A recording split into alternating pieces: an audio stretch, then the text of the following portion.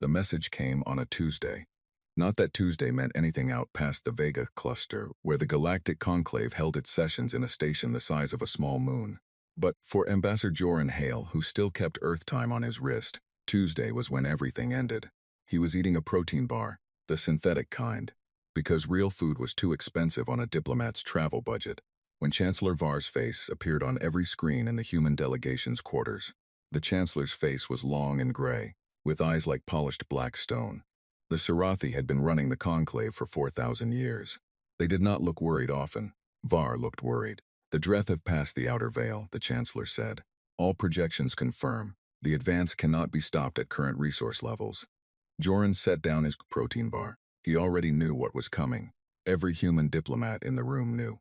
They had been watching the resource reports for 6 months, watching the numbers quietly shift away from the defensive lines closest to human space.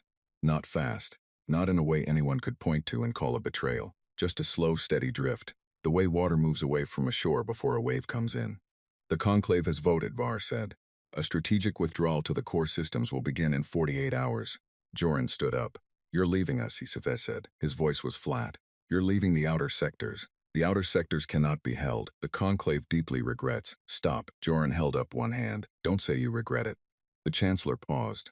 In 4,000 years of Sarathi diplomacy, probably no one had interrupted him mid-sentence. Humanity was warned, Var said after a moment. His voice had gone cooler. When you joined the conclave, you were told that your sector was border territory. You were told that it could not be guaranteed. We were told it would be defended. We defend what can be held, and there it was. The whole thing in one sentence. Joran felt it land in his chest like a stone dropping into deep water. Not rage, not yet. Just the weight of it, the clean, cold logic of their decision. Humanity's sector was border territory. Earth was 40 light-years from the nearest core system. To the Sarathi, to the Vel, to the ancient Keth who had been building starships when humans were still drawing on cave walls. Earth was a frontier post, useful to have, not worth dying for. The 48 hours were a courtesy. They were being given time to say goodbye. Commander Elena Voss got the news 6 hours later, on the bridge of the EFS Constant, the flagship of the human sector fleet. She read the conclave bulletin twice. Then she set it down on the console and looked out through the forward viewport at the stars. Her first officer, Lieutenant Day Park, stood very still behind her. The bridge crew was silent. They had all read it. Options, Elena said. We could retreat, Dai said. Take the civilian ships and follow the conclave's withdrawal route. Make for the core systems. And Earth. Earth is a 12-day journey from the nearest relay gate. The Drethar, he stopped. We couldn't evacuate Earth in time. Not even close. 8 billion people on Earth. Another 2 billion spread across the colony worlds. Kepler Station, New Meridian, the dry red plains of Proxima, all of them border territory. All of them acceptable losses in the conclave's arithmetic. Elena had served in the conclave's joint fleet for 11 years. She had followed their orders, filed their reports, saluted their flags. She had watched them treat humanity like the newest face at a table that had been set for thousands of years before humanity ever arrived. She had smiled through all of it. She kept looking at the stars. Get me General Command, she said. All sector commanders, open channel. They're already waiting, Day said. She turned from the viewport. The channel opened and 23 human fleet commanders appeared on the split screen.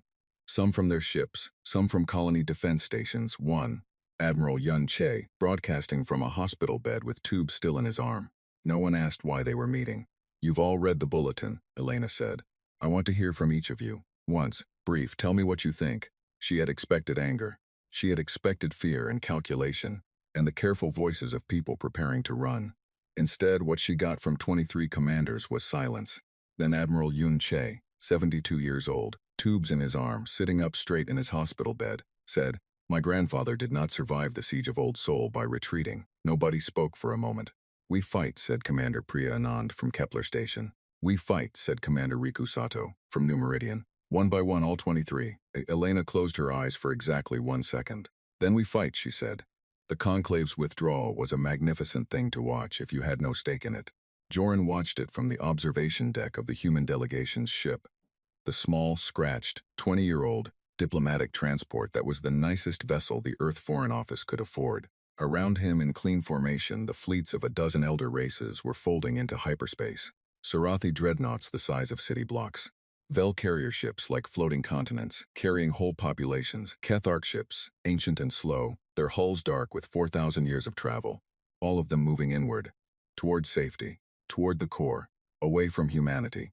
Kelsari, the Sarathi aide who had been assigned to the human delegation for the past 3 years, came and stood beside him. She was young, by Sarathi standards, barely 800 years old. She had learned to drink coffee because Joran drank coffee, and she had never told her superiors about it because they would have considered it beneath her.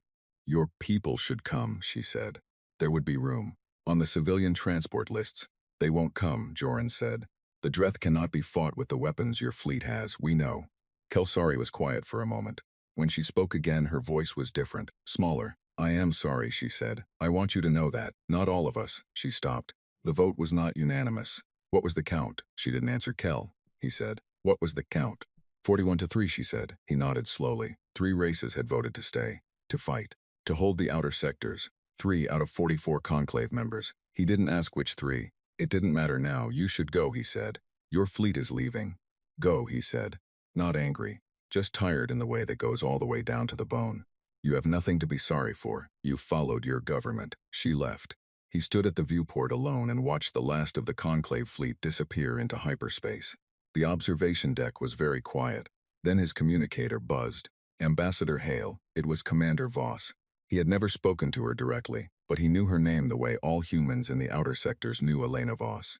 I need you to stay at the conclave station. We need a voice there, someone watching. Watching for what, he said. They've gone. Not all of them, she said. 3 races voted no. Find out who they are. Talk to them. We're going to need every friend we can get. He looked at the empty space where the fleets had been. Stars filled it, hard and cold and very old. What are you going to do, he said. The only thing we can do, she said. The channel closed. The Dreth came into human space 11 days later. They did not come like an army. They came like weather. Like a pressure change that you felt before you saw it. A shift in the deep space sensor readings, a strange quiet on the long-range channels, a darkness at the edge of the scanner screens that spread and spread until it was not a shadow but a shape. Many shapes. They were not ships in any way that word was meant. The word ship meant something built, designed, put together by hands. The Dreth were something else. Grown, maybe. Or they were the vessels themselves. Dark and vast, moving through space the way deep ocean creatures move through water. Slow, patient. Certain of their right to every space they entered. The first Dreth unit crossed the outer relay at 0300 hours, Earth Standard. The sensor operator on duty at Relay Station 12 was a 24-year-old corporal named Dai-Yun Yun. She watched it come on her screen and sat very still for exactly 4 seconds. Then she triggered to the alert. Then she sent the burst transmission to Commander Voss. Then she kept her station. The Dreth did not destroy Relay Station 12 right away. It passed by. Perhaps it did not notice the station. Perhaps it noticed and did not consider it worth the effort. Either way, Dai-Yun Yun kept her post, kept transmitting sensor data, for 6 hours before the second wave arrived and the signal went dark. Her data was the first real intelligence humanity had on how the Dreth moved. Every human commander who reviewed it noted the same thing. The Dreth moved in clusters, 3 to 5 units traveling together, with gaps between each cluster.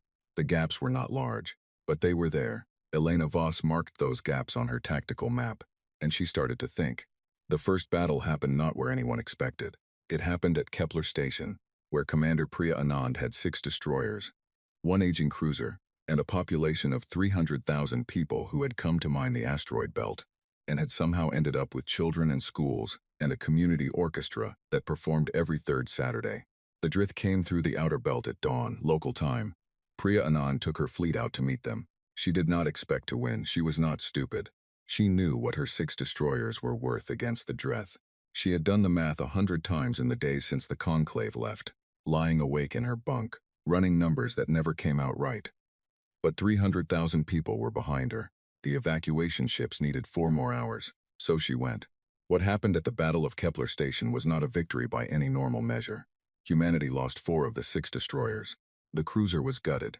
Priya Anand herself was pulled from the wreckage with a broken collarbone and burns covering 30% of her body. But the Dreth cluster that hit Kepler Station was delayed. By 6 hours and 43 minutes, the evacuation ships got out with 297,000 people. The remaining 3,000, the ones too far from the ports, the ones who had stayed to keep the evacuation systems running, they did not make it. Priya Anand in the medical bay of a rescue ship stared at the ceiling and held that number. 3,000. She held it the way you hold a weight you know you will never put down. But 297,000 people were alive. The news traveled fast through what remained of human space. Not through official channels. It traveled the way important things always traveled. Through people telling other people. Through burst transmissions passed from ship to station, to colony to outpost. Kepler held.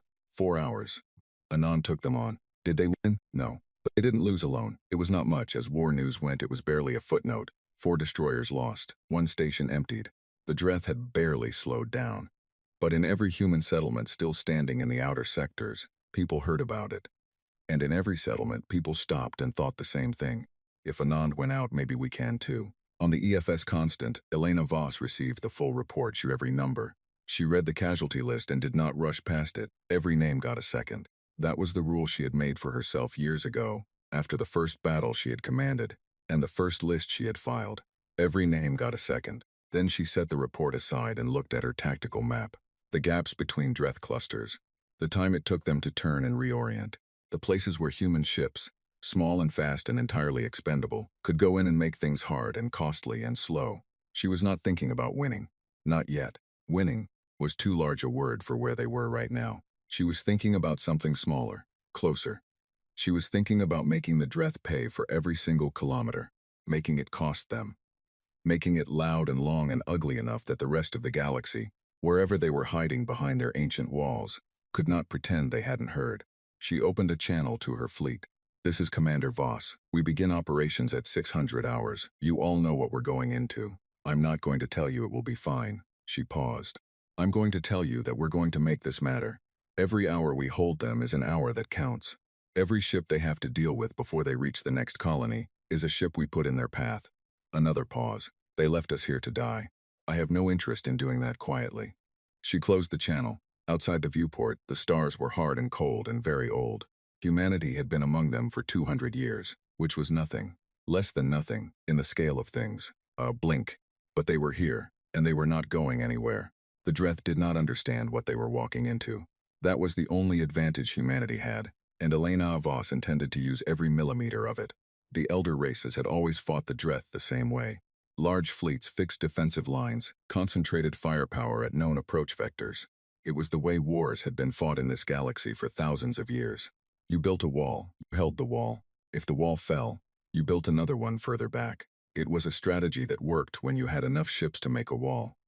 Humanity did not have enough ships to make a wall. What humanity had was desperation and anger, and 11 years of Elena Voss's watching how the Dreth moved, studying every engagement report filed through the Conclave's joint fleet records, noticing things that the elder races, comfortable behind their walls, had not bothered to notice. The gaps between clusters, the reaction delay, the way a Dreth unit once committed to a direction took time to change course. Not long, 40, maybe 50 seconds by human measurement. But in a fight between small, fast ships and something the size of a city block, 50 seconds was a universe. She built her entire strategy around those 50 seconds. The first real test came at the Brennan asteroid field, 12 days after Kepler. 3 Dreth units were moving through the field toward New Meridian Colony, a population of 800,000 people on a planet with no natural shelter and 1 working orbital defense station. Commander Riku Sato had 7 ships, 2 destroyers, 4 fast patrol vessels, and 1 retrofitted mining hauler that his crew had spent 9 days welding weapons platforms onto until it looked like something a child had built from spare parts. Elena's orders were simple. Do not fight them. Annoy them. Sato went into the asteroid field and started moving rocks, not large ones, nothing dramatic. Just enough careful, precise use of his ship's tractor systems to nudge medium-sized asteroids, the kind the Dreth would normally ignore, into the paths where the Dreth units wanted to travel. Not to stop them. Just to make them change course, again and again, enough to slow them down, make them recalculate, force those 50-second hesitations to stack up one after another. The Dreth spent 19 hours crossing a field they should have crossed in 4. New Meridian's evacuation finished with 6 hours to spare. Sato lost 1 patrol vessel. His own ship took damage bad enough that he had to seal 3 sections and vent the atmosphere. He spent the last 4 hours of the operation sitting in a pressure suit on his own bridge, because the life support in the command section had failed. When the evacuation confirmed complete, he sent a single-line message to Elena Voss, 800,000, all clear. She read it 3 times. Then she sent the plan to every remaining human fleet commander, every single detail of what Sato had done in the Brennan field. Not the result, the method, the thinking behind it. How you fight something you cannot beat by refusing to fight it the way it expects. You do not stand in front of the wave. You make the wave go somewhere it doesn't want to go. The conclave station was quieter now, which was its own kind of loud. Joran Hale had been to some empty places in his life, abandoned buildings back on Earth, dead relay stations at the edge of explored space, a bar in Geneva at 4 a.m. where the only other customer was a man who clearly did not want to be found. But the conclave station, after the withdrawal, had a particular quality of emptiness, like a lung with no air in it. The corridors that had once held thousands of diplomats, traders, advisors, and functionaries from 44 species now held mostly silence and the hum of systems running on low power. 3 delegations remained. The Tharaki, a small insect-like people from a cluster of worlds near the outer edge of the galactic arm. They had 6 ships in the conclave fleet and had never been considered significant by anyone. The Oran, tall, slow-moving people who communicated primarily through color changes in their skin. Their homeworld was in the outer sectors, not far from human space. They had not retreated because they had nowhere to retreat to.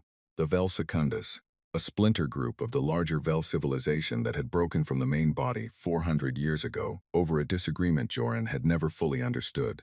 They had stayed not out of bravery, exactly, but because the main Vel body had not invited them to join the withdrawal. And pride was, it turned out, a universal constant. Joran met with all 3 delegations in the same week. Same room each time, a small conference space off the main hall, where the heating system still worked and there was a functional beverage dispenser that produced something vaguely similar to tea. The Tharaki ambassador was a small creature named Sivith, whose 6 arms were in constant, gentle motion and whose compound eyes caught light in a way that made Joran feel like he was being studied from every angle simultaneously, which he probably was. Your people fight, Sivith said. It was not a question. Yes, Joran said. You fight knowing you cannot win. We fight knowing we haven't lost yet. Sivith's arms stilled for a moment, then resumed their motion. There is a difference, Sivith said. We had not considered that distinction. The Oron ambassador, a massive person named Drell, who communicated through an interpreter because their vocal range was beyond human hearing, turned deep gold when Joran described the Battle of Kepler Station. Gold, the interpreter explained, was what the Oran did when they were feeling something they did not have a word for in any other language. We have 43 ships, Drell's interpreter said. We had thought them useless against the Dreth. We did not know useless could still mean something. The Vel Secundus took the longest. Their lead representative, a woman named Arath, who dressed in the same stark black clothes every time Joran met her, and had the kind of face that gave nothing away, listened to everything he said without expression. Then she was quiet for a long time. The main Vel body will return when this is over, she said at last. When humanity is gone, and the Dreth have finished, and the sector is quiet again, they will come back and act as if they were never afraid, and they will expect us to fall back in line. That might happen, Joran said. I find that I am extremely tired, Arath said, of thing happening that I dislike. She looked at him with flat, level eyes. We have 60 ships, she said. Older models. The main body took the best ones when they left, but they are functional. A pause. Tell your Commander Voss that the Vel Secundus will coordinate with the human fleet, not under her command. Alongside it. It was the most important word Joran had heard in weeks, alongside. Elena Voss received the news about the 3 Allied delegations while she was in the middle of planning an operation at the Crest Passage, a narrow channel between 2 dense debris fields that the Dreth were using as a highway toward the populated inner edge of human space. She read Joran's message. She noted the ship counts. 6 Thorca 3 Oran, 60 Vel Secundus. Small numbers, badly outmatched numbers. Numbers that had not existed for humanity a month ago. She wrote back, tell them we're grateful. Tell them we'll use them well. Then she turned back to the Crest Passage map. The operation she was planning was not elegant. It was not the kind of thing they would ever write up in a military academy textbook, because military academies assumed you had a functional fleet and a supply line, and someone in charge of logistics, who was not also the person doing all the fighting. What she had was people. Human beings who had grown up on ships and stations and colonies across the outer sectors, who knew this space the way you know the neighborhood you grew up in. Not from maps, but from memory. From the knowledge that this particular debris field drifted 2 degrees east every 6 months, that the gravitational pull off the crest's eastern wall played tricks on navigation systems, that there was a way through the passage that didn't appear on any standard chart, because it had been found by a smuggler named Darabek 40 years ago, and had been passed down word of mouth ever since. Elena had served with someone who knew that route. She pulled up her communications log and sent a message to a retired freighter captain named Yusuf Chen, who was currently running supply runs between 3 colonies with a ship that made Sato's retrofitted mining hauler look like a luxury vessel. She asked him about the Darabek route. He replied in 6 minutes with a set of coordinates and a single line. "You're going to get people killed in there." She wrote back, "I know. Thank you." Yusuf Chen's supply run stopped that day. He repurposed his freighter and joined the fleet. The operation at Crest Passage ran 4 days later. It was not a battle. The word battle implied 2 sides meeting and fighting. What happened at Crest Passage was closer to surgery, performed by people who had never been to medical school but had read every book on the subject and were operating on themselves. Elena sent 9 ships through the Darabek route, which was so narrow that 2 of the ships had to fly with their shields angled down to avoid scraping the debris walls. They came out on the far side of the passage behind the Dreth column that was moving through. Behind them, the Dreth had never been hit from behind before. There was nothing in any engagement record in the Conclave's archives, 4,000 years of records, showing a force engaging the Dreth from behind, inside a debris field, using the field itself as cover, retreating through gaps that were too small for the Dreth units to follow. 9 ships went in. The Dreth column turned. The 50-second hesitation became 90 seconds because they were turning in a confined space. Elena's 9 ships hit them in those 90 seconds and then went back through the debris. Back through, not away from. Through. 1 Dreth unit was disabled. Not destroyed, disabled. It stopped moving. For 15 minutes, it was completely still. Every sensor operator on every human ship in range watched it and stopped breathing. Then it moved again. But for those 15 minutes, 1 Dreth unit had been stopped by 9 human ships.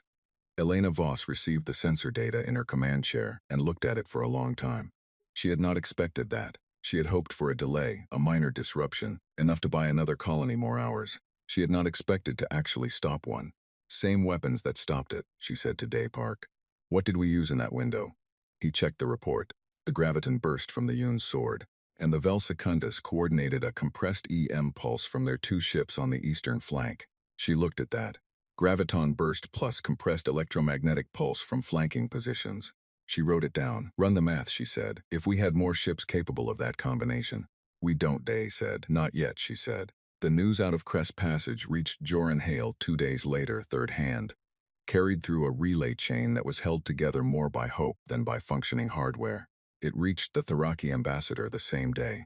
Siveth listened to the full report with all 6 arms perfectly still, which the Tharaki interpreter explained was the most intense form of attention their species was capable of. "They stopped one," Siveth said. "Yes, a human fleet. Yes." All 6 arms remained still for another long moment. "We would like," Siveth said carefully, "to send our 6 ships to join Commander Voss's operations." Joran nodded. He had been expecting this. "They'll be glad to have you," he said. What he did not say, and what Siveth probably knew without being told, was that the news was already spreading further. Not just through the 3 Allied delegations, through the deep space relay chains and the black market communication networks, and the word-of-mouth lines that connected every species with people stuck in the outer sectors, who hadn't managed to get out before the Conclave left. There were others out there. Small species, minor powers, peoples who had never been important enough for the Conclave to give them a vote. They had been left behind too. Some of them had been living in the outer sectors for generations. They had no fleets and no power, and no way to fight the Dreth. They had been watching humanity, and humanity was still standing. It was Priya Anand who first made contact. She was 3 weeks out of the medical bay, still moving carefully, still with the bandages on her hands changed twice daily by a medic who told her she should not be on a bridge yet. She was on the bridge. She had put on her uniform and walked to the bridge and sat in the command chair of the replacement ship they had given her. A smaller vessel than the one she had lost, with a crew that was 20% new recruits who had never seen a Dreth unit. And she had started running operations out of a sector that everyone had assumed was already lost. The contact came in on an emergency frequency. A short burst transmission in a language she didn't recognize. She ran it through the translation system and got a fragmented message. "Still here. Not running, do you hear us?" She responded immediately. "We hear you. Who are you?" The reply took 6 hours to come back, because whoever was sending it was clearly being careful. "Moving, probably." using different relay points each time.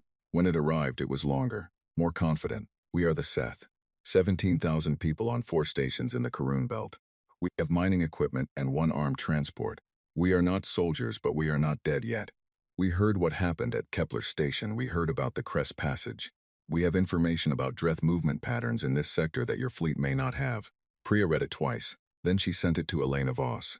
Elena read it once. She sent back, accept. Get me everything they have. What the Seth sent over the next week was not military intelligence in any formal sense. It was 17,000 people's worth of observation. Miners and transport workers and station engineers who had been watching the Dreth move through their sector for weeks, tracking patterns out of pure survival instinct, noting the things that seemed to make the Dreth slow down or change course, the frequencies that seemed to interfere with their movement, the places where they clustered, and the places they consistently avoided. It was raw, unprocessed, unverified. Elena's analyst worked for 36 straight hours processing it. What they found changed the tactical picture in ways that no amount of pure fleet intelligence could have managed. The Dreth avoided certain gravitational gradients. Not all of them, but specific ones, at specific frequencies. Nobody in the Conclave's 4,000 years of records had noted it, because nobody had been watching from the ground up. The elder races fought the Dreth from a distance, from behind walls. The Seth had been living among them, in the spaces between them, invisible and frightened, and paying very close attention. Elena stood over her tactical map for a long time after receiving the final analysis report. Around her, the bridge crew was quiet. We've been fighting them like we're trying to hold them back, she said. Nobody answered. We should be fighting them like we're trying to herd them. She looked up at Day Park. Get me Sato, Anand, and the Vel Secundus command. And get me the Seth frequency data on the gravitational gradients, she paused. And get me Yusuf Chen. I want to know how many more routes through this sector he knows about that aren't on any official chart. Day was already moving. Elena turned back to the map, the outer sectors, human space, her space, and the space of 300 other species who had never been powerful enough to earn a vote at the conclave table. The Dreth were still coming, still vast and patient and certain of their right to everything they touched. But they were moving through a sector that was full of people who had not left. People who were watching every move they made, sharing what they saw, telling each other where to go and how to survive and where the gaps were. The elder races had looked at the outer sectors and seen a frontier. What they had actually left behind was something they did not have a word for, something that had no good equivalent in any language Elena knew, except maybe one. Home. You fight differently for home. The Dreth were about to find that out.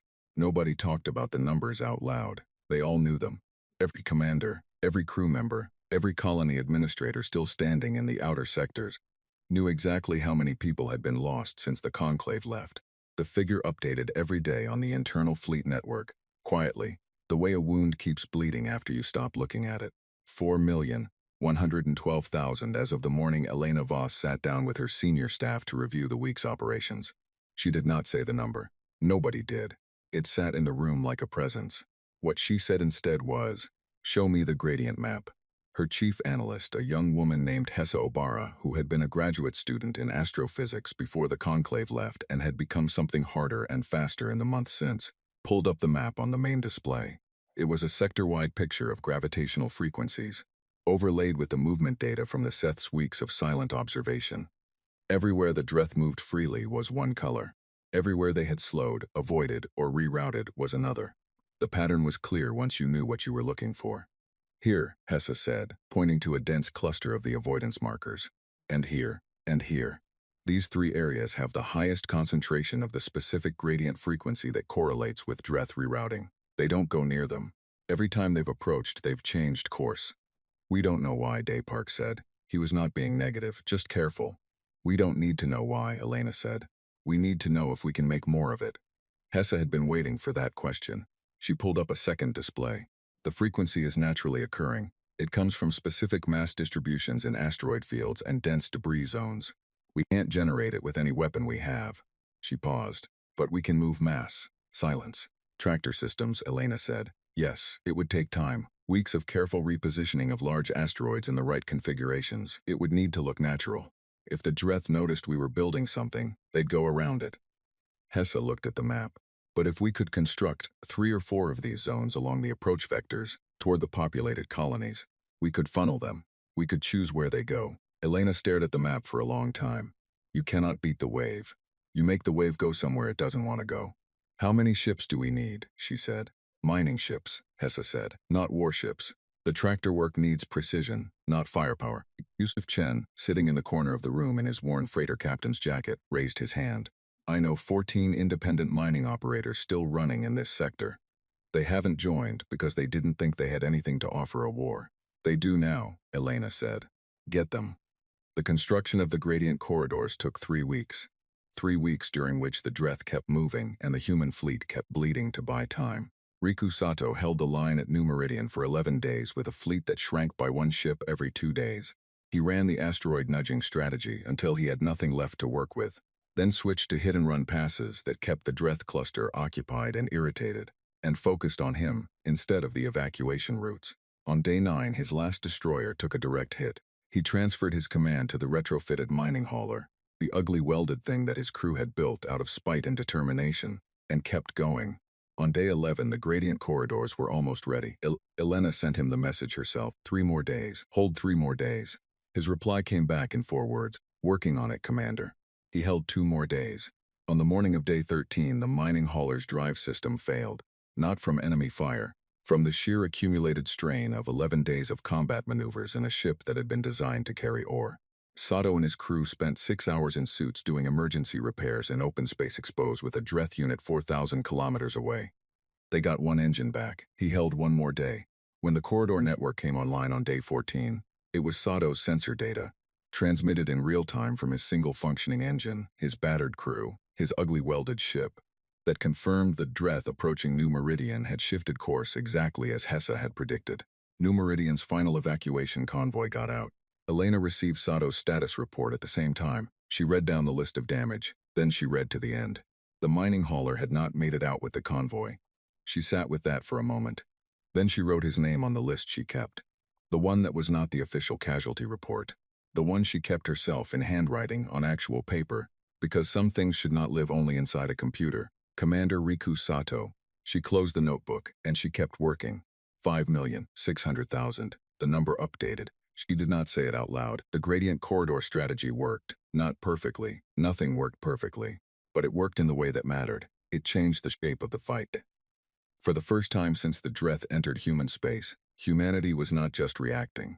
They were directing. The Dreth moved where the corridors guided them, not because they were fooled, not because they were stupid, but because the gradient frequencies were real, and the aversion was real in the Dreth, for all their vast dark patience were following the same instincts they had always followed.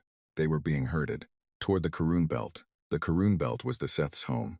17,000 people on 4 stations, all of whom had evacuated 2 weeks earlier at Priyanon's insistence, and left behind fully operational mining equipment and 3 stations full of the dense, compressed ore that was the belt's primary product, and 17 months of accumulated compressed methane in storage tanks the size of city blocks. Elena had not told the Seth what she was planning to do with their home. She had asked them if they were willing to let her use it. She had told them honestly that she would try to save the structures if she could, but that she could not promise it. The Seth selected speaker, a small, quiet person named Vath who communicated through text because their species' spoken language required frequencies no human translator could process, had taken 4 hours to respond. When the response came, it was brief. We have lived in the Karun Belt for 6 generations. Our grandparents built those stations. But our grandparents built them for us, and we are not there anymore. You may use them. Elena had read that 3 times. The Dreth cluster moved into the Karun Belt on a Thursday, 3 units, each the size of a city, moving through the dense asteroid field, with the slow, absolute certainty of things that had never been seriously threatened. Elena had 41 ships positioned in the debris fields surrounding the belt. Not inside, outside in the shadows of the larger asteroids, running on minimal power to reduce their sensor signature. Alongside them, the 60 ships of the Vel Secundus were spread across the far edge of the field. The 43 Oron vessels held the northern approach. The 6 Tharaki ships, fast and small and precise, were positioned at the 3 exit vectors. None of them moved. The Dreth came deeper into the belt. Hessa, from her station on the Constant, tracked the movement on her sensors and called the positions in a quiet, steady voice, the way someone might read out the weather. Calm, because being calm was the only way to keep 41 crews calm. First unit passing marker 7, she said. Second unit at marker 4. Third unit entering the primary zone. Elena watched the screen. First unit at marker 9, Hessa said. All 3 units within the primary zone. Distance between units, closing. They're converging on the central station. They always converged on the largest structure. Another pattern from the Seth's observations. They were drawn to the highest mass concentration the way water runs to the lowest point. Yusuf, Elena said. Yusuf Chen, piloting his own ship because he refused to let anyone else do this part, said ready. Do it, she said. He triggered the detonation sequence on the storage tanks of 3 Seth mining stations simultaneously. Compressed methane does not explode in space the way it explodes in atmosphere. There is no oxygen to feed a fire. What it does, when released under massive pressure in a dense debris field, is expand with extraordinary force and velocity, moving every piece of matter in its vicinity outward like a shockwave. A shockwave perfectly tuned, because Hessa had spent 2 weeks calculating this, to pulse at the specific frequency that the Dreth found intolerable. The first Dreth unit stopped moving, not slowed, stopped. Every screen on every human ship showed the same thing. A Dreth unit, 3 kilometers of dark mass, that had moved through the outer sectors like it owned them, completely, entirely still. For a moment nobody breathed, then it started to break apart, slowly, not dramatically. The way a very old structure finally gives way, piece by piece, the coherence going out of it. The thing that made it a unit instead of just matter gradually, irreversibly stopping. The second unit began to pull back. The third unit turned. That was when Elena said, all ships now. 41 human ships came out of the debris shadows. 60 Velsecundus vessels closed the far edge. The Orin came in from the north. The second unit took damage, serious damage. It retreated slowly, shedding mass. The third unit made it out of the belt. The Tharaki ships harassed it at the exit vector, precise and fast, cutting across its path again and again. It kept going, damaged but moving. 1 Dreth unit destroyed, 1 severely damaged and retreating, 1 escaped. Elena looked at the numbers. She looked at the ships she had lost. 2 of them the Velsecundus vessels, whose crews she had never met but whose names were now part of her list. She looked at the Karun belt on the screen, where 6 generations of Seth history was burning slowly in the debris. She did not call it a victory, but she called it what it was, a proof. They could die. The Drith could die. The news reached the core system 17 days later. Not through any official channel. The Conclave's communications network was controlled by the Elder races, and the Elder races had been carefully not asking about what was happening in the outer sectors. Because asking implied caring, and caring implied responsibility. And responsibility was exactly what they had voted to abandon. But the deep space independent networks were not controlled by the Conclave, and the trading ships that moved between the outer sectors and the core, there were still some, desperate captains running dangerous routes for enormous fees, carried people who had seen things. Word spread, a Dreth unit destroyed, in the Karan belt, by a human fleet operating alongside 3 minor species, using a gravitational frequency strategy derived from intelligence gathered by a civilization of 17,000 miners, who had been watching from inside the debris fields, in the core systems, in the great protected stations where the Elder races had retreated with their dreadnoughts and their ancient dignity. People who had not thought about the outer sectors in months found themselves thinking about them. Some of them felt nothing. Some of them felt something they did not want to name. Kel Sari, junior aide to a senior aide to a mid-ranking official in the Sarathi diplomatic corps, was sitting in her quarters on the main Sarathi hub station when she heard. She had been drinking coffee. She had found a place here that sold it, imported it from somewhere, probably black market, and the cup was still in her hand when the news came through her personal communicator. She set the cup down very carefully. She picked up her personal communicator and opened a message to Joran Hale. She had not contacted him since she left the Conclave station. She had told herself it was because there was nothing useful to say. She had known that was not the real reason. She wrote, I heard. I wanted you to know I heard. And then she sat for a long time looking at the blinking cursor, and then she wrote, I am sorry we left. I am sorry I left. I don't know if sorry means anything from here. She sent it before she could decide not to. Joran received it on the Conclave station, which had taken on the quality of a very old outpost. Worn in, settled, the quiet kind of busy that comes from people who have been in one place long enough to stop wondering when they'll leave. He had staff now. Not a full delegation. 4 people, all of them volunteers who had stayed behind when the official diplomatic corps retreated with the Conclave. They ran the communication relays, maintained contact with Elena's fleet, tracked the movement of the 3 allied delegations' ships, and occasionally slept, though not enough. He read Kelsari's message twice.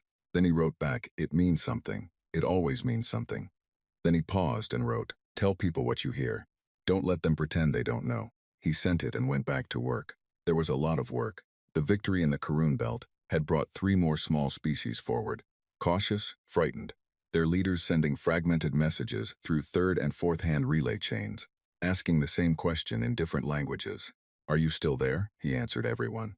Same answer each time, because it was the only answer that was true. "We're still here." On the EFS constant, Elena Voss sat in her command chair and looked at her tactical map for a long time. 6,200,000. She had stopped making herself not look at the number. She looked at it every morning. She held it for 60 seconds before she started work. She had decided that was the minimum a person owed to the weight of it. Then she started work. The gradient corridor network needed to be extended. The 3 allied fleets needed new coordination protocols now that they had actually fought together. The intelligence from the Seth was being cross-referenced with new observations coming in from 2 of the other small species who had made contact.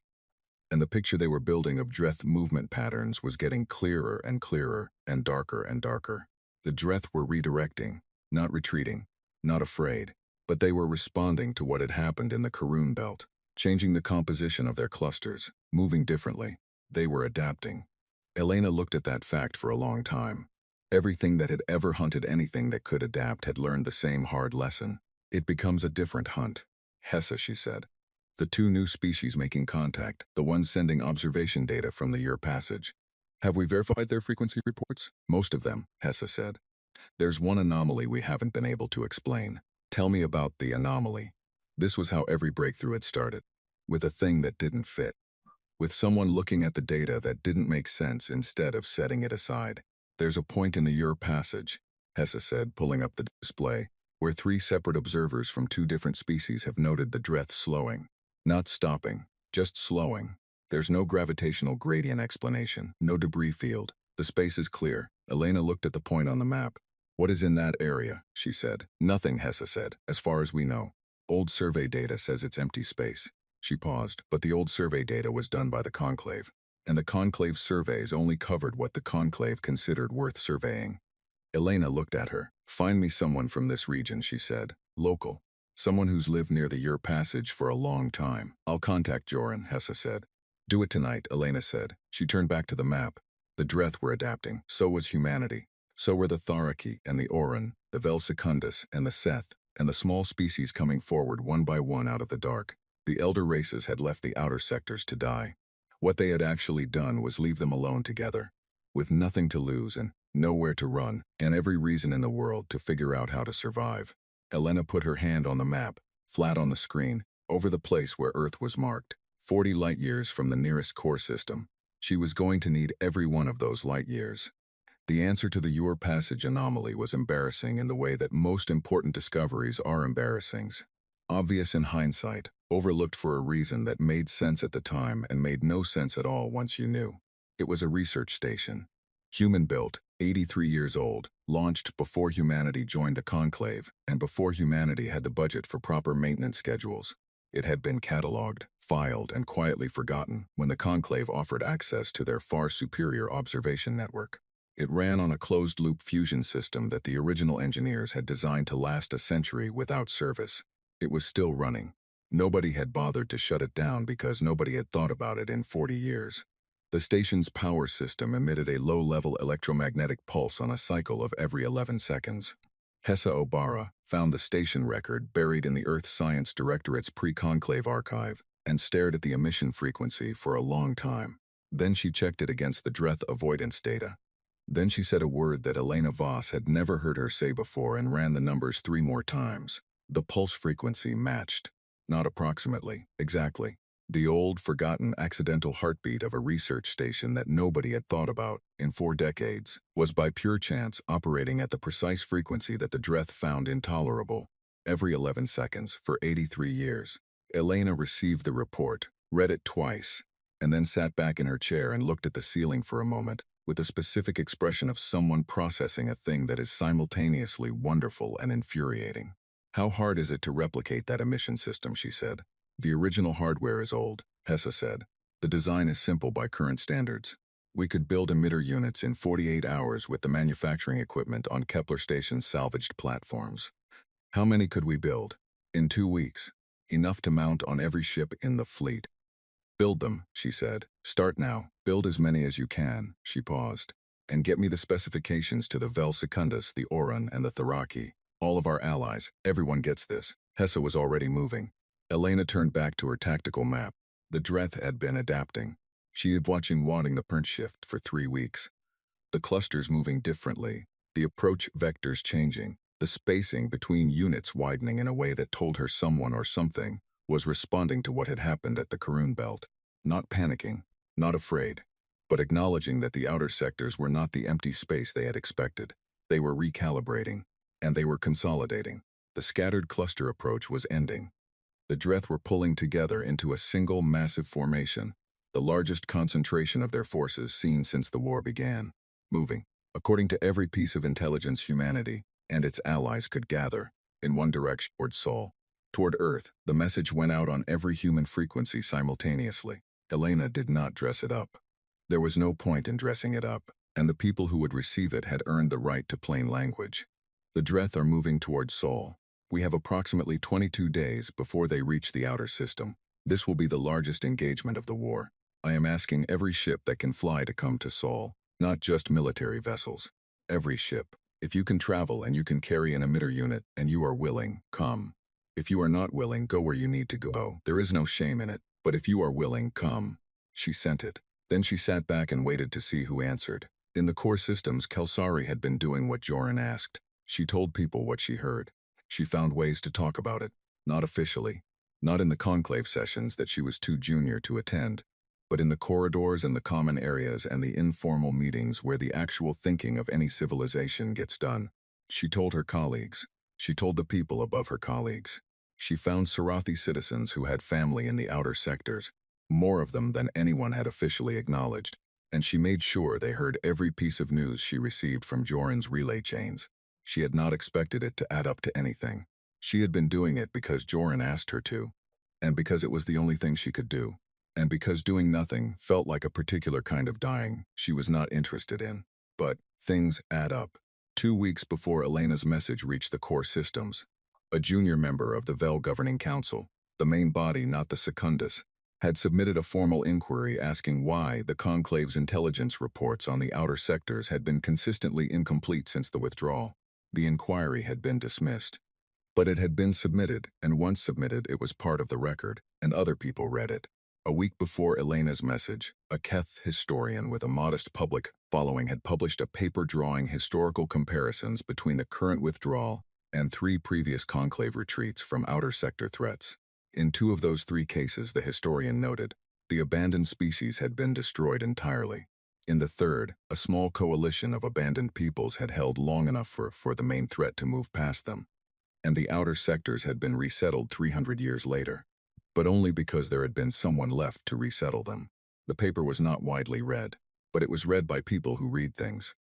When Elena's call reached the core systems, through black market relay networks and independent traders and the quiet machinery of people telling other people, it landed in a community that had been, without quite realizing it, getting ready to hear it. 7,900,000. Elena kept looking at it, 60 seconds every morning. Then work. The emitter units went into production at 4 separate manufacturing points across the outer sectors.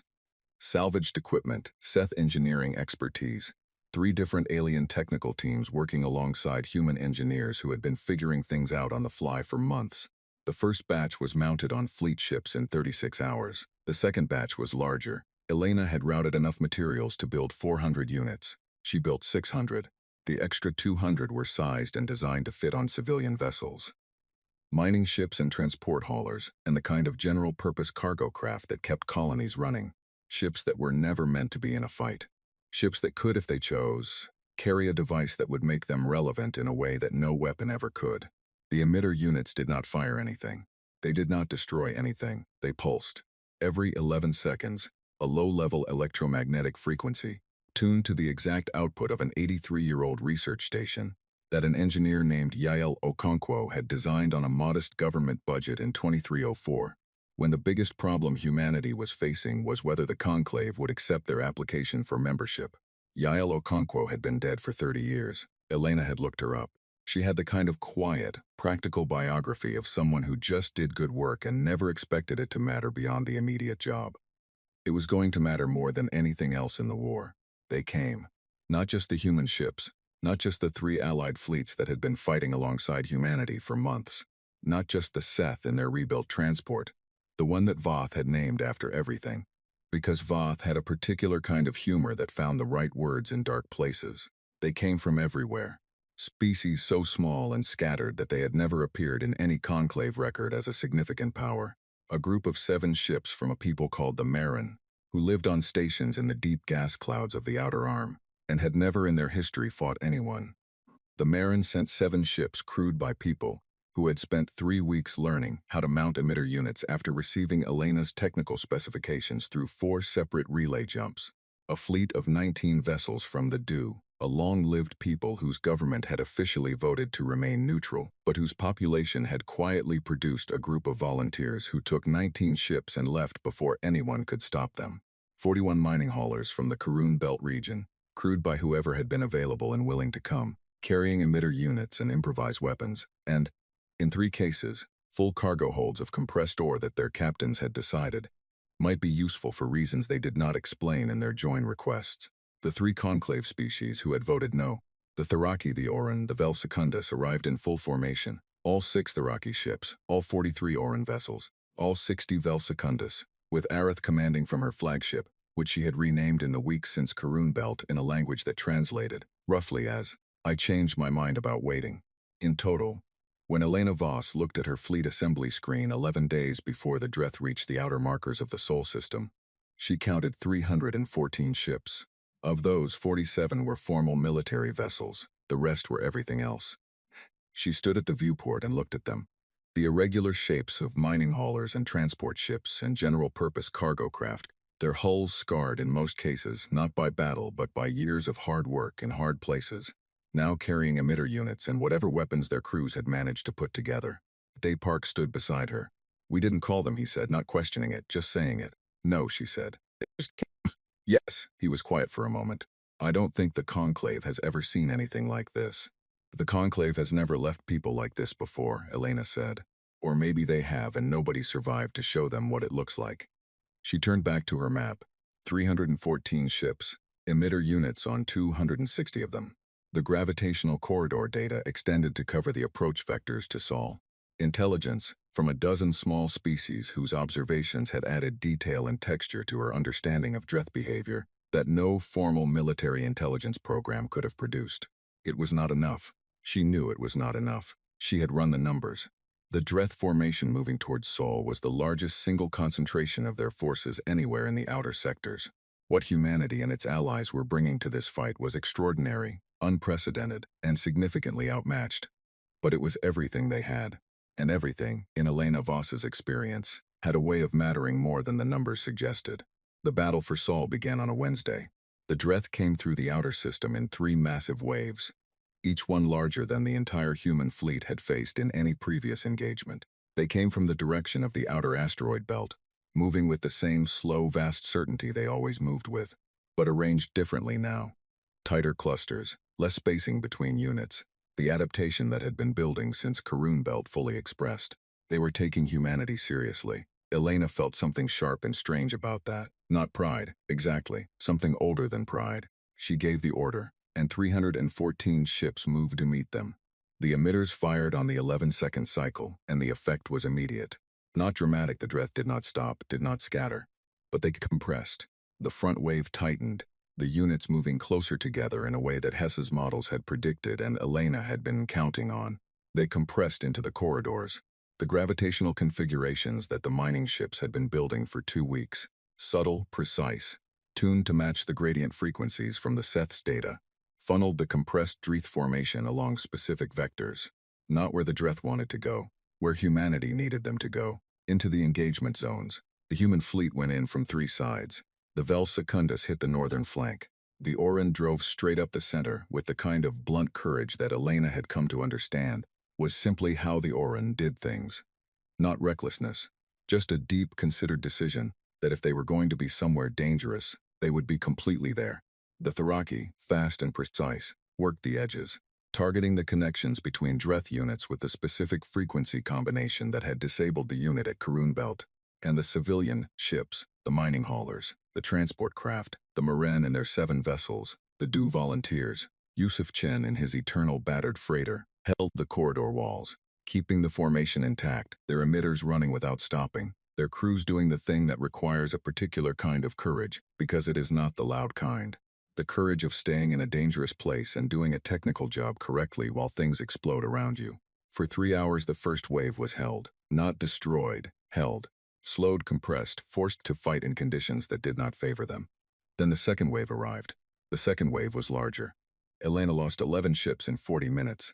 She felt each one on the sensor board the way you feel a step that isn't there. A sudden absence where something had been. She did not stop working. She moved assets, redirected, found new angles, called on reserves she had been holding back specifically for this moment. 8,120,000. The number updated in the back of her mind even as she worked. It was always updating. She had stopped thinking of it as a number and started thinking of it as a sound. A low, constant tone underneath everything she did. She would not turn it off. She would not stop hearing it. Priya Anand, commanding from her ship on the southern corridor, took 2 direct hits and kept her position. Her communications were fragmented by the damage. Her voice coming through broken, words cutting out, but the content was always clear. Still here, still holding. Joran Hale on the Conclave station was receiving real-time relay updates and passing them to Kelsari, who was passing them to everyone she could reach. Not military intelligence, something else. The simple ongoing fact of it. The names of ships still transmitting. The species still present, the count of the living. He had not slept in 36 hours. He sent updates and drank bad coffee and answered every incoming message with the same 2 words he had been sending for months. Because they were still true and they were all that mattered. Still here. In the Conclave's main session chamber, for the first time since the withdrawal, a formal debate had been called about the outer sectors. It had not been called by the Sarathi. It had been called by a coalition of 7 minor Conclave members.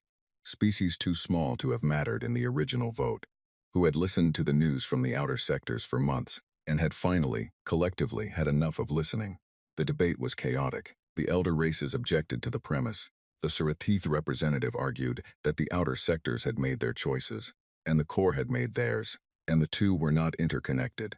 A Tharaki observer, Sivith, who had traveled from the Conclave station to the core specifically for this purpose, who had spent 3 months watching humanity fight and had a great deal to say about it, asked to address the chamber. The request was technically out of order. The Tharaki were too small to have formal floor access. 7 Conclave members immediately invoked the guest-to-speaker provision and gave a Sivith the floor anyway. Sivith stood in front of the Conclave chamber, 6 arms in motion, compound eyes catching every light in the room, and described, in precise and unhurried language, what they had seen in the outer sectors over the past 4 months. Not the battles, the decisions. The mining captain who repurposed his ship, the research station nobody remembered, the 17,000 people who gave their home to be used as a weapon, the 22-year-old corporal who kept transmitting data for 6 hours after the fight was over, the 314 ships that had come to Sol, not ordered, not conscripted, but choosing, each one independently, to come. When a Sivith finished, the chamber was quiet in the way large rooms are quiet when everyone in them is processing something at the same time. The debate resumed. It was still chaotic. Nothing was decided. But things had been said now that could not be unsaid. And in the silence after a Sivith's words, at least 3 of the elder race representatives had looked down at their hands instead of at each other. On the 3rd day of the Battle of Sol, the 3rd Dreth wave arrived. Elena was running on 4 hours of sleep in 60 hours, and a level of focus that had burned through everything else, and arrived at something very simple and very clear on the other side of exhaustion. She looked at the incoming wave on her screen, larger than the first 2, moving differently. The adaptation was complete now, the Dreth having reconfigured in response to everything humanity had thrown at them. 314 ships had become 261. The emitters were still running, every 11 seconds. She thought of Yale Okonkwo, dead 30 years, who had just done her job. She thought of Riku Sato, who had held 2 days longer than anyone could ask. She thought of the Seth's message. We built those stations for us, and we are not there anymore. She opened a channel to the full fleet. All 261 ships, every species, every language. The translators would handle it. The third wave is here, she said. We have hurt them.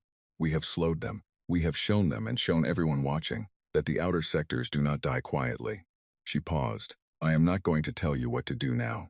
You all know what you're here for. You came here knowing what it might cost. Another pause. Whatever happens today, they will know we were here. Everyone will know we were here. She closed the channel. Daypark looked at her from his station. What's the play? He said. She looked at the third wave on the screen. She looked at her corridor configurations, her emitter positions, the assault angles she had been saving for exactly this moment. She looked at 261 ships that had no business being in a fight like this and were here anyway. We go forward, she said. And they did. The third wave broke on the emitters. Not all at once, not cleanly. It broke the way a very large and very old thing breaks, slowly, in pieces, each piece taking time, each one costing something before it went.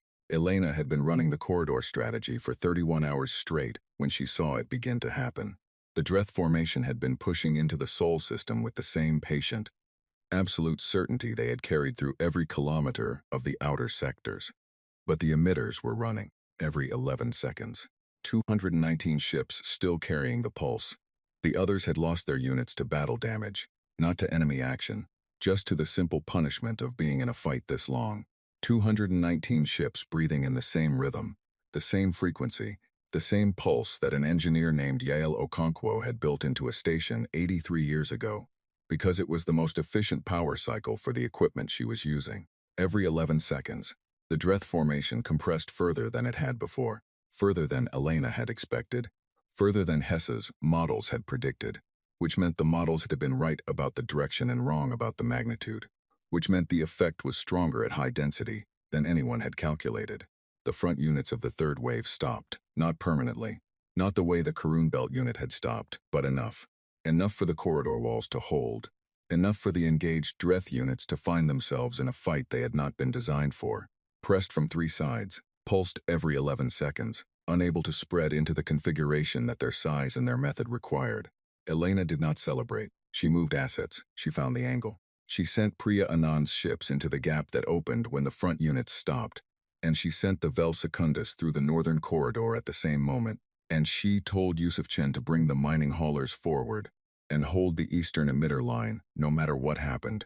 And Yusuf Chen said 3 words back that she would remember for the rest of her life. Leave it, Commander. The gap held.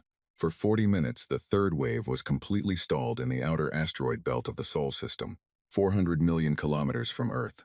And then, on Elena's long-range sensors, something appeared at the edge of the system. Large, fast, very large. Daypark looked at his screen and then looked at Elena and did not speak for a moment. Sarathi dreadnoughts, he said. 7 of them. Pause. And Vel carriers. 3. And stopped again. The Keth Ark ships are here, Commander. The Keth are here. Elena looked at the screen. The Conclave fleet, some of it, not all, but the part that had decided, had come. They had come too late to save humanity. They had arrived in time to watch humanity saving itself. She thought several things at once, some of them uncharitable, and kept all of them behind her face. Tell them to hold position at the system edge, she said. Do not let them advance into the corridor structure. If they break the corridor geometry with their mass, we lose everything we've built. Day sent the message. The Sarathi dreadnoughts held position, and humanity kept fighting. The third wave broke at hour 39. It did not retreat immediately. The Dreth did not do anything immediately. But the coherence went out of the formation. The same quality Elena had watched leave the Karun Belt unit. That gradual loss of the thing that made many pieces into one. And when the coherence was gone, what remained were individual units, still vast and dark and dangerous, but separated. Without the density, without the collective weight, and separated Dreth units Elena had learned could be managed. Not easily, not without cost, but managed. It took 9 more hours. The Sarathi dreadnoughts held the system edge and did not fire a single shot because Elena told them not to, and to their credit. Or perhaps simply because they were watching what was happening and understood that whatever this was, they were not the ones running it, they obeyed. At hour 48, the last Dreth unit that had entered the Sol system crossed back out of it. They did not go far. They pulled back to the outer edge of the asteroid belt, to the region between the system's final planet and the deep space beyond. Not gone, not destroyed, but out of the system, out of the space they contained, 40 light-years from the nearest core system, a planet called Earth. Elena Voss sat in her command chair and did not move for a while. Around her, the bridge was very quiet. Not the silence of people holding their breath. The silence of people who have been awake for 2 days and have come to the end of a very long road and have not yet figured out how to start breathing normally again. Day Park set a cup of coffee on her armrest. She did not know where he had found it. She did not ask. Casualties, she said. He read them out. She listened to every number. Ship counts first, then crew, then the running total, the one that had been updating since the day the conclave left. 9,400,000. She sat with it for 60 seconds. Then she drank the coffee. The conclave convened an emergency session 4 days after the Battle of Seoul, not because they wanted to. Because the 7 minor member species who had called the debate during the battle now had the full weight of what had happened behind them, and they were not going to be quiet about it. And the elder races had run the political calculation and determined that a controlled session was better than the alternative. Joran Hale was asked to address the conclave, not as a junior diplomat, as the senior human representative, in the absence of a full delegation, which made him technically the equivalent of an ambassador plenipotentiary, a term he had to look up to make sure he understood what it meant before he accepted. He accepted. He took a transport from the conclave station to the core systems. It was a 7-day journey. He spent most of it sleeping, which he had not been doing enough of for 4 months, and writing, which he had always done when he needed to understand what he thought. When he arrived at the conclave chamber, a room built for the scale of civilizations that had existed for thousands of years, with seating for 44 species and a floor that was a map of the known galaxy in inlaid stone. He stood at the speaker's position and looked at the assembled representatives of the galaxy's greatest powers for a moment before he spoke. He had thought about anger. He had a lot of material to work with. He had been saving some of it, he realized, for a very long time. Long before the conclave left, back through 11 years of watching humanity be treated like the newest face at a table set for everyone else. He set the anger aside, not because it wasn't earned, because there was something more important to say. You left us to die, he said. No preamble, no diplomatic opener. He had decided on the transport that he did not owe this room a diplomatic opener. The chamber was very still. 41 of you voted to leave the outer sectors to the Dreth. You calculated that we were not worth the cost of defending. You decided that humanity and 100 other small species and peoples in the outer sectors were acceptable losses. He paused. 9,400,000 people are dead. I want you to know that number. I want it to be in the record of this session. He let that sit. We did not die quietly, he said. You have seen the reports by now. You know what happened at Kepler Station, and the Brennan Field, and the Karun Belt, and the Crest Passage. You know what happened at Sol. You know who was there and who was not. He looked at the Sarathi section. Chancellor Var was present. His face gave nothing away. I am not here to ask for an apology, Joran said. I am not here to ask for reparations, though that conversation will happen, and humanity will be present for it. I am not here to demand anything from you. He paused. I am here to tell you something, a simple thing. Something I want in the record. The chamber waited. Humanity is still in the outer sectors, he said. The species that fought alongside us are still in the outer sectors. The Seth are rebuilding their stations in the Kurran Belt. The Tharaki and the Oran and the Vel Secundus are still there. The Maren, the Du, the 12 other peoples who came to Sol, still there. We are not leaving. We were not destroyed, and we are not leaving, and we are not going to stop being present in the space you decided was not worth your attention. He looked out at the chamber. And the next time something comes for the outer sectors, and there will be a next time, there is always a next time, we will be there. We will be there for each other. Every species, every people, every civilization too small for a vote at this table, we will be there. He stopped. That is what I wanted to say, he said. We will be there. With always. He stepped back from the speaker's position. The chamber was quiet for a long moment. Then Sivith, who had no formal floor access and did not care, began to make a sound that the Tharaki make when they are expressing something that has no translation. It was a high continuous tone, all 6 arms extended fully. The Oran ambassador Drell turned a color that the interpreter later described as the Oran word, for something between recognition and grief and gratitude that exists in their language because they apparently needed a word for exactly that combination. The Vel Secundus representative stood up. Slowly other delegates stood, not all of them, not the Sarathi, not yet, but more than Joran had expected, and in places he had not expected them. He walked out of the chamber while they were still standing. He had said what he came to say. Elena Voss watched the conclave session through a relay feed on the bridge of the Constant. which was currently in low orbit around Earth, undergoing repairs significant enough that Daypark had told her twice that she should probably be on the planet's surface while the hull work was happening. She was on the bridge. She watched Joran speak. She watched him say we will be there, with always, and she felt something settle in her chest, a weight shifting, not lifting, but finding its right position for the first time in a very long time. She went down to Earth 2 days later. Not for long, there was too much work. The outer sectors needed rebuilding and the Allied fleet needed restructuring, and there were conversations with the Conclave that were going to take years. And there were 9,400,000 names that she had not yet finished adding to the list she kept in her notebook. Because each one got a second, and that was a lot of seconds. But she went for a few days. She went to a place she had not been since she was young. A coastline in the northern part of the continent where she had grown up, where the water was cold even in summer, and the cliffs were the color of old bone, and the wind came off the ocean with the smell of something very old and very permanent. She sat on the cliffs and looked at the water. She thought about Riku Sato, who had held 2 days longer than anyone could ask. She thought about Priya Anand, who was still in the fight, still in the medical reports, still sending one-line messages from her bridge that always ended, still here. She thought about Yusuf Chen, who had left his supply runs to join a war, and had been the one who detonated the Seth stations in the Karun belt, and had not spoken much since then, but who was still flying, still carrying emitter units to every species that asked for the specifications. She thought about Voth of the Seth. We built those stations for us, and we are not there anymore. She thought about Kelsari, who had told people what she heard.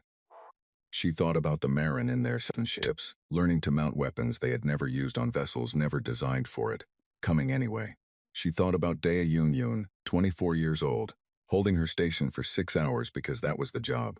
She thought about all of it, the months of it, the weight of it, the 9,400,000 of it. She sat on the cliff and let it be as large as it was. After a while the wind shifted and the light on the water changed the way it does in the late afternoon, going from gray to something close to gold, and Elena Voss sat in it and breathed. There was so much still to do. The Dreth had pulled back, but they were not gone. The conclave was going to be a years-long negotiation full of people who were very good at making promises they had already broken once.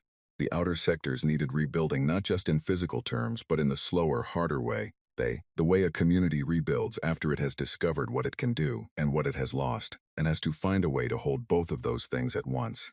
All of that was coming, but right now the Sol system was intact.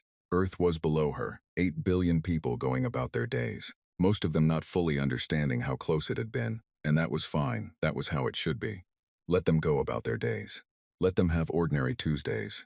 The species of the outer sectors, the ones who had always been too small for a vote, too far from the center to matter, too easy to write off as acceptable losses, were still there, still talking to each other, still sharing censored data and gravitational frequency readings, and the kind of knowledge that only comes from living close to the ground and paying attention to what the powerful ignore. They were not a formal alliance. They had no charter, no council, no flag. They had something harder to build and harder to take apart. The habit of answering when someone called. The knowledge that they had answered before and it had mattered.